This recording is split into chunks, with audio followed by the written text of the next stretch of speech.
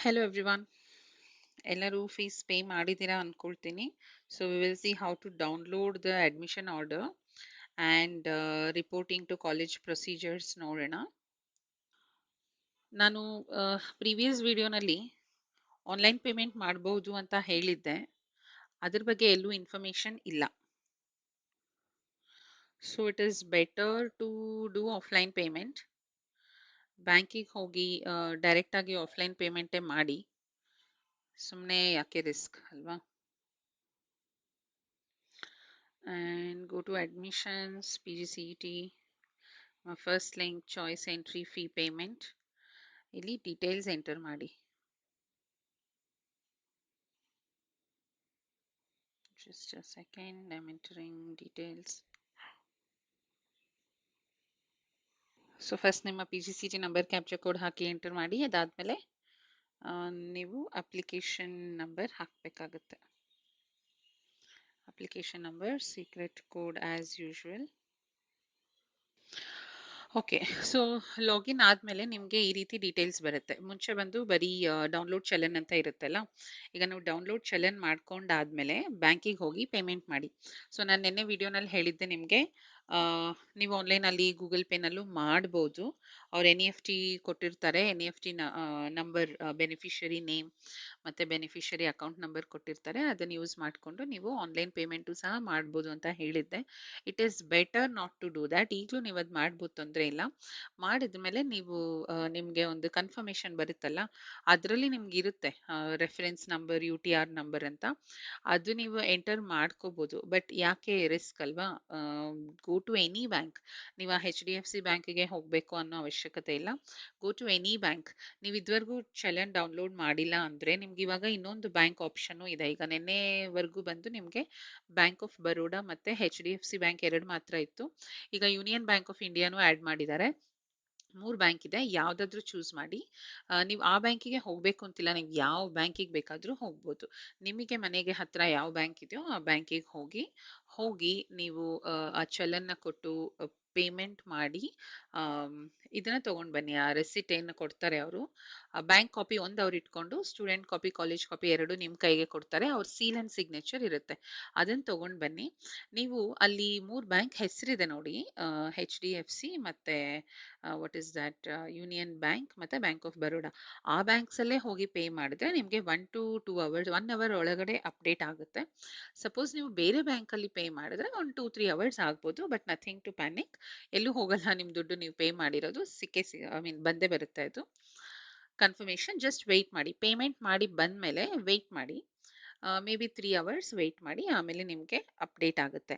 So ನೀವು login ಆದಾಗ ನಿಮಗೆ ಹೆಂಗೆ ಗೊತ್ತಾಗುತ್ತೆ ಪೇಮೆಂಟ್ ಅಪ್ಡೇಟ್ ಆಗಿದೆ ಅಂತ ಅಂದರೆ, ನೀವು ಲಾಗಿನ್ ಆದಾಗ ಇಲ್ಲಿ ಡೌನ್ಲೋಡ್ ಚಲನ್ ಅಂತ ಇರುತ್ತೆ. ಪೇಮೆಂಟ್ ಅಪ್ಡೇಟ್ ಆಗಿಲ್ಲ ಅಂದರೆ. ಪೇಮೆಂಟ್ ಅಪ್ಡೇಟ್ ಆಗಿದ್ರೆ ಈ ಥರ ಬರುತ್ತೆ, print admission order, join college report, college joining report ಅಂತ. So first print admission order ಮಾಡ್ಕೊಳ್ಳಿ. ಡೌನ್ಲೋಡ್ ಆಗಿದೆ. ಆ್ಯಕ್ಚುಲಿ ಈ PDF ಓಪನ್ ಆಗ್ತಿಲ್ಲ ತುಂಬ ಸ್ಟೂಡೆಂಟ್ಸಿಗೆ. I will check once. ಹಾಂ, ಆಯಿತು. ಸೊ ಓಪನ್ ಆಗಿದೆ PDF. ಇದು ನಿಮ್ಮ ಅಡ್ಮಿಷನ್ ಆರ್ಡರ್. ಓಕೆ, ಸೊ ಇಲ್ಲಿ what is mentioned? Principal of the college. The candidate is directed to report to the principal of the above institution latest by 5/2 ಅಂದರೆ February 2 ಒಳಗಡೆ ಹೋಗಿ ಅಡ್ಮಿಷನ್ ಮಾಡ್ಕೋಬೇಕು. Principal of the college shall immediately allow the candidate to join the course of study.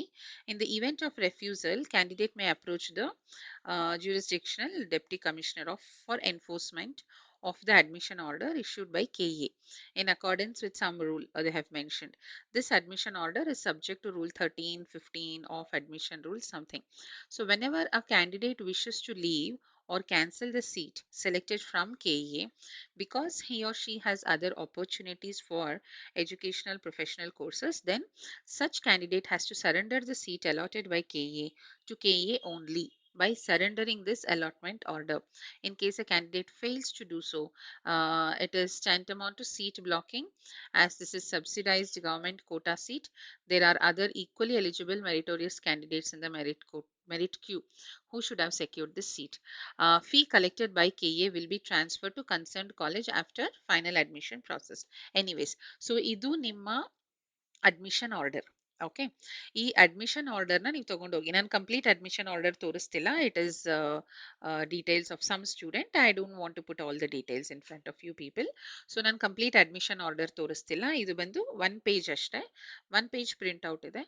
ಇದನ್ನ ನೀವು ತಗೊಂಡು signature of the candidate, signature of the parent ಇದೆರಡು sign ಮಾಡಿಸ್ಕೊಂಡು necessary documents ಅಷ್ಟನ್ನು ಕಾಲೇಜಿಗೆ ತಗೊಂಡು ಹೋಗಿ. ಮತ್ತೆ ತುಂಬಾ ಸ್ಟೂಡೆಂಟ್ಸ್ ನಂಗೆ ಕಳಿಸಿದ ಮೆಸೇಜೇ ಕಳಿಸ್ತಿದ್ದೀರಾ ಏನ್ ಡಾಕ್ಯುಮೆಂಟ್ಸ್ ಬೇಕು ಅಂತ. ಮಾಮೂಲಿ ಯೂಶುವಲ್ ಅಡ್ಮಿಷನ್ ಡಾಕ್ಯುಮೆಂಟ್ಸ್, ನಿಮ್ಮ 10th marks card, PU marks card, ನಿಮ್ಮ ಡಿಗ್ರಿ ಎಲ್ಲ ಸೆಮಿಸ್ಟರ್ಸ್ದು ಮಾರ್ಕ್ಸ್ ಕಾರ್ಡ್, ನಿಮಗೆ ಆಲ್ರೆಡಿ ಸರ್ಟಿಫಿಕೇಟ್ ಸಿಕ್ಕಿದ್ರೆ ಅದು ತಗೊಂಡೋಗಿ. ಇಲ್ಲ ಅಂದ್ರೆ ನಿಮ್ಗೆ ಏನೋ ಒಂದು ಯೂನಿವರ್ಸಿಟಿನಲ್ಲಿ ಒಂದು ಪ್ರೂಫ್ ಕೊಟ್ಟಿರ್ತಾರಲ್ಲ ಅದನ್ನು ತಗೊಂಡೋಗಿ. ಕೆಲವು ಸ್ಟೂಡೆಂಟ್ಸ್ಗೆ ಫೈನಲ್ ಸೆಮಿಸ್ಟರ್ದು ದಟ್ ಇಸ್ 6 ಸೆಮಿಸ್ಟರ್ಸ್ದು ಇನ್ನೂ ರಿಸಲ್ಟ್ ಬಂದಿಲ್ಲ ಅಂತ ಹೇಳ್ತಿದ್ದೀರಾ. ಅಂಥವ್ರು ಅದೇ ವಿಷಯನ ಹೋಗಿ ಹೇಳಿ ಕಾಲೇಜ್ನಲ್ಲಿ. ಮಿಕ್ಕಿದ ಸೆಮಿಸ್ಟರ್ಸ್ದೆಲ್ಲ ತಗೊಂಡು ಹೋಗಿ. ಅದರ ಜೊತೆಗೆ ನೀವೇನಾದ್ರೂ ಕ್ಯಾಟಗರಿ ರಿಸರ್ವೇಷನ್ ಅಲ್ಲಿ ನೀವು ಸೀಟ್ ಕ್ಲೈಮ್ ಮಾಡ್ತಿದ್ರೆ ನಿಮ್ಮ ಕ್ಯಾಟಗರಿ ಇನ್ಕಮ್ ಸರ್ಟಿಫಿಕೇಟ್ ಮತ್ತೆ ಕ್ಯಾಟಗರಿ ಕ್ಯಾಸ್ಟ್ ಸರ್ಟಿಫಿಕೇಟ್ ಇರುತ್ತಲ್ಲ ಅದನ್ನು ತಗೊಂಡು ಹೋಗಿ. ಯಾವುದೋ ಒಂದು ಸ್ಟೂಡೆಂಟ್ ನನಗೆ ಮಧ್ಯಾಹ್ನ ಇನ್ಫಾರ್ಮ್ ಮಾಡಿದ್ದು, ಕಾಲೇಜ್ಗೆ ಕಾಂಟ್ಯಾಕ್ಟ್ ಮಾಡಿದೆ, 2 ಜೆರಾಕ್ಸ್ ಕಾಪೀಸ್ ಅಟೆಸ್ಟೆಡ್ ಕಾಪೀಸ್ ಬೇಕು, ಗೆಜೆಟೆಡ್ ಆಫೀಸರ್ ಅಂದ್ರೆ ಅಟೆಸ್ಟ್ ಮಾಡ್ಕೊಂಡಿರೋ ಕಾಪೀಸ್ ಬೇಕು ಅಂತ ಕಾಲೇಜ್ ಅವರು ಹೇಳಿದ್ರು ಅಂತ ಆ ಸ್ಟೂಡೆಂಟ್ ನನಗೆ ಇನ್ಫಾರ್ಮ್ ಮಾಡಿದ್ರು. So it is better you can take it on 4-5 passport size photographs, original documents with 2 set of xerox copies. So original ನಿಮ್ಮ ಹತ್ರನೇ ಇರುತ್ತೆ, ಅವ್ರು ತಗೊಳ್ಳೋದಿಲ್ಲ ಕಾಲೇಜ್ ಅವರು. ಆ 2 ಸೆಟ್ ಜೆರಾಕ್ಸ್ ಕಾಪಿ ಅವ್ರಿಗೆ ಬೇಕಾಗುತ್ತೆ. ಅಟೆಸ್ಟೆಡ್ ಕಾಪೀಸ್ ತಗೊಂಡು ಹೋಗಿ ಸಬ್ಮಿಟ್ ಮಾಡಿ.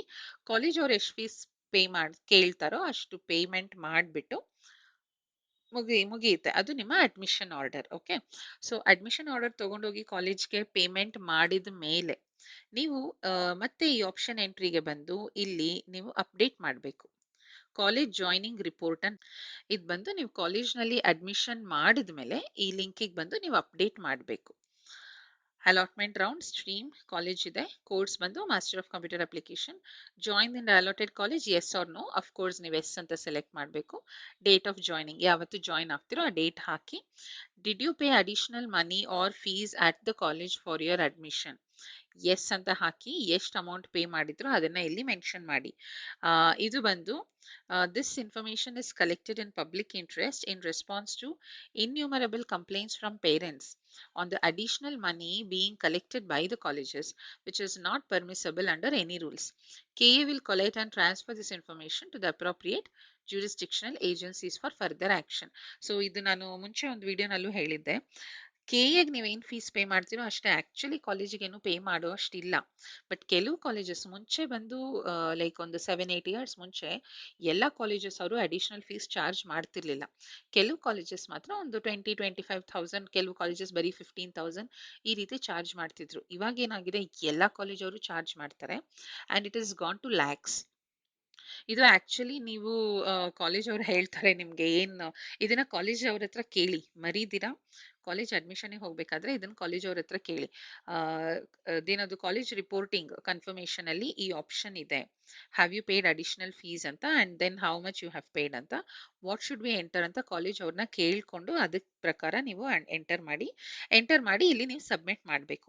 ಇಲ್ಲಿ ಸಬ್ಮಿಟ್ ಮಾಡಿದ ಮೇಲೆ ಕಾಲೇಜ್ ಅವ್ರು ನೀವು ಸುಮ್ಮನೆ ಕಾಲೇಜ್ನಲ್ಲಿ ಪೇ ಮಾಡಿದಿರ ಸುಮ್ಮನೆ ಇಲ್ಲಿ ಸಬ್ಮಿಟ್ ಮಾಡಿಬಿಟ್ರೆ ಅದಕ್ಕೋಸ್ಕರ ನೀವಿಲ್ಲಿ ಸಬ್ಮಿಟ್ ಮಾಡಿದ್ಮೇಲೆ ಕಾಲೇಜ್ ಅವರು ಅವ್ರ ಅವ್ರಿಗೆ ಅಂತ ಒಂದು ಲಾಗಿನ್ ಇರುತ್ತೆ. ಆ ಲಾಗಿನ್ ಅಲ್ಲಿ ಅವರು ಎಂಟರ್ ಮಾಡ್ತಾರೆ ಈ ತರ ಸ್ಟೂಡೆಂಟ್ ಬಂದು ಇಲ್ಲಿ ಜಾಯಿನ್ ಆಗಿದ್ದಾರೆ ಅಂತ. ಅದು ಕಾಲೇಜ್ ಕಡೆಯಿಂದನೂ ಕನ್ಫರ್ಮೇಶನ್ ಬರಬೇಕು, ನಿಮ್ಮ ಕಡೆಯಿಂದನೂ ಕನ್ಫರ್ಮೇಶನ್ ಬರಬೇಕು. ಎರಡೂ ಕನ್ಫರ್ಮೇಶನ್ ಕೆಇಎಗೆ ಬಂದ ಮೇಲೆ ನಿಮಗೆ ಸೀಟ್ ಅಲಾಟೆಡ್ ಅನ್ನೋ ಕನ್ಫರ್ಮೇಶನ್ ಬರುತ್ತೆ. ಬಟ್ ನೀವು ಕಾಲೇಜಿಗೆ ಹೋಗಿ ಪೇ ಮಾಡಿದ್ಮೇಲೆ ನಿಮ್ಮ ಸೀಟ್ ಕನ್ಫರ್ಮ್ಡೇನೆ. But KEA has to give that updates ಅಲ್ವಾ. ನಿಮ್ಗೆ ಅಪ್ಡೇಟ್ ಇಲ್ಲಿ ಈ ಶೀಟಲ್ಲಿ ನೆಕ್ಸ್ಟ್ ನಿಮಗೆ ಅದೇನು ಕಂಗ್ರ್ಯಾಚುಲೇಷನ್ಸ್ ಬರುತ್ತೋ ಅದೇನು ಬರುತ್ತೋ ಇಲ್ಲಿ ನೋಡೋಣ ಏನು ಲಿಂಕ್ ಬರುತ್ತೆ ಅಂತ. ವೆಬ್ಸೈಟ್ ಫುಲ್ ಚೇಂಜ್ ಮಾಡಿದ್ದಾರೆ ಈ ವರ್ಷದಿಂದ, ತುಂಬ ಚೇಂಜಸ್ ಇದೆ. ಅದರಿಂದ ನೀವು ಅಲ್ಲಿ ಕನ್ಫರ್ಮೇಷನ್ ಮಾಡಿದ್ಮೇಲೆ ಎಕ್ಸಾಕ್ಟಾಗಿ ಇಲ್ಲಿ ವೆಬ್ಸೈಟಲ್ಲಿ ಏನು ಬರುತ್ತೆ ಗೊತ್ತಿಲ್ಲ, ನೋಡೋಣ ಏನು ಬರುತ್ತೆ ಅಂತ. ಬಟ್ ಕಾಲೇಜ್ ಜಾಯ್ನಿಂಗ್ ರಿಪೋರ್ಟಲ್ಲಿ ನೀವು ಯಾವಾಗ ಎಂಟರ್ ಮಾಡಬೇಕು, after joining in the college, after paying fees in the college, you have to come back and you have to confirm that you have joined the college. KA will also get confirmation from the college side. After confirmation received from both the sides, you will get the next update here. Okay. And when you go to college for admission, you can ask them when the college starts or what all other rules are there from their side. Those things you can get. Hope all this is clear. So finally, last three things I would like to say. First thing, challan download ಮಾಡಿದ್ದೀರಾ, ಬ್ಯಾಂಕಲ್ಲಿ ಹೋಗಿ first payment ಮಾಡಿಬಿಡಿ. ಅದಾದಮೇಲೆ weight ಮಾಡಿ, because ನೀವು ಅಲ್ಲಿ pay ಮಾಡಿದ ತಕ್ಷಣ ಇಲ್ಲಿ ಅಪ್ಡೇಟ್ ಆಗಲ್ಲ. ಸೊ ಡಿಲೇ ಮಾಡಬೇಡಿ. ಕಾಲೇಜ್ನಲ್ಲಿ ಬ್ಯಾಂಕಲ್ಲಿ ಪೇ ಮಾಡಿದ್ಮೇಲೆ ಒಂದು 2-3 ಅವರ್ಸ್ ಆದಮೇಲೆ ವೆಬ್ಸೈಟ್ ಅವಾಗ ಚೆಕ್ ಮಾಡ್ತಾ ಇರಿ. ಒಂದು 15-20 ಮಿನಿಟ್ಸ್ ಬಿಟ್ಟು ಬಿಟ್ಟು ಚೆಕ್ ಮಾಡ್ತಾ ಇರಿ. After 2 hours you check. So suppose ಈಗ ನಾಳೆ ಬೆಳಗ್ಗೆ ನೀವು 10 o'clock ಫೀಸ್ ಪೇ ಮಾಡ್ತೀರಾ ಅಂದರೆ start checking from afternoon 1 o'clock. Okay. So 10-15 ನಿಮಿಷಕ್ಕೆ ಒಂದ್ಸತಿ ಚೆಕ್ ಮಾಡ್ತಾ ಇರಿ. ನಿಮಗೆ ಯಾವಾಗ ಇದು ಬರುತ್ತೆ, print admission order and college joining report, print admission order ಮಾಡಿಕೊಂಡು go to the college and complete your admission with all necessary documents. After that, you have to go to this college joining report and confirm that you have made the admission in the college. So this is your next process. This is for those who have selected choice 1. ಯಾರ್ಯಾರು choice 2 select ಮಾಡಿದ್ದೀರಾ ಅವರು admission order download ಮಾಡಿಬಿಟ್ಟು ಬ್ಯಾಂಕಲ್ಲಿ ಹೋಗಿ pay ಮಾಡಿ ಅಷ್ಟೇ. You don't have to go to the college. ನಿಮಗೆ admission order print ಬರಲ್ಲ, because you are not joining, right? You are not getting admission in the college. So you will not get admission order. But you just pay the fees and that's it. Chill. Once this admission process completes, they've given time up to next Monday for college admissions. So next Monday vargu college admission ಆದ್ಮೇಲೆ student ಕಡೆಯಿಂದ college ಕಡೆಯಿಂದ confirmation ಬಂದ ಮೇಲೆ ಅದಾದ್ಮೇಲೆ second ರೌಂಡ್ಗೆ seat matrix announce ಮಾಡೋದು, which might be may be by next Wednesday, which is around 8th. So 8th-9th ನಿಮಗೆ second ರೌಂಡ್ಗೆ ಸೀಟ್ ಮ್ಯಾಟ್ರಿಕ್ಸ್ ಕೊಡ್ತಾರೆ. ಅದಾದ್ಮೇಲೆ second round option entry start ಆಗೋದು. ಮೇ ಬಿ 9th-10th ಆಗುತ್ತೆ ಆಪ್ಷನ್ ಎಂಟ್ರಿ ಸ್ಟಾರ್ಟ್ ಆಗೋದಕ್ಕೇನೆ. So second round ಯಾವಾಗ ಮುಗಿಯುತ್ತೆ ಅಂತ ತುಂಬ ಸ್ಟೂಡೆಂಟ್ಸ್ ಕೇಳ್ತಾ ಇದ್ದೀರಾ. It will take time, so nothing to worry. ಈ ಸೆಕೆಂಡ್ ರೌಂಡ್ ಮುಗಿದ್ಮೇಲೆ ಚಾಯ್ಸ್ 3 ಅವರು ದೋಸ್ ಹೂ ಹ್ಯಾವ್ ಐ ಮೀನ್ ಈ ಸೆಕೆಂಡ್ ರೌಂಡ್ ಸ್ಟಾರ್ಟ್ ಆಗಬೇಕಾದ್ರೆ both choice 2 and choice 3 people will be going through the same admission process. Okay. Anyway, further, if you have any questions, you can put your doubts in the comment section. If you're watching our video for the first time, video description ಅಲ್ಲಿ ಒಂದು link ಇದೆ. Text to that link, I mean click on that link and text to us that you have to join the PGCET group. We will share the link with you. You will get all the PGCET updates, everything through that link. Okay. See you in the next video. Bye bye.